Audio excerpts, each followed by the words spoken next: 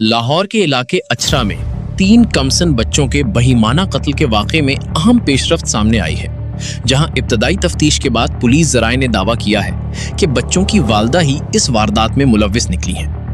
5 سالہ مومنہ بطول، 4 سالہ مومن رضا اور 1.5 سالہ حبیبہ کو ان کی والدہ ردا نے مبینہ طور پر گھریلو ناچاکی کے باعث قتل کیا۔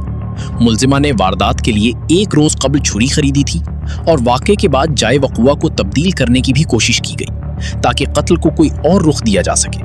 سی سی ٹی وی فوٹیجز کی مدد سے ملزمہ تک رسائی حاصل کی گئی، جس میں مبینہ طور پر دیکھا گیا کہ بچوں کے چچا کے گھر سے جانے کے بعد بچوں کی والدہ گھر میں داخل ہوئیں۔ اس سے قبل پولیس نے مقتول بچوں کے چچا کو حراست میں لیا تھا، تاہم تازہ شواہد سامنے آنے کے بعد تفتیش کا رخ تبدیل ہو گیا۔ اس معاملے پر D I G investigation Zeeshan Raza نے اہم پریس کانفرنس میں بتایا کہ کرائم سین پر والدہ کے بیانات میں تضاد تھا، شواہد چھپانے کی کوشش کی گئی، واش روم سے بھی خون کے دھبے ملے، ملزمہ نے ہی ساری منصوبہ بندی کی۔ ان کا مزید کہنا تھا کہ ملزمہ نے بیان میں شوہر کے کردار پر الزام لگایا۔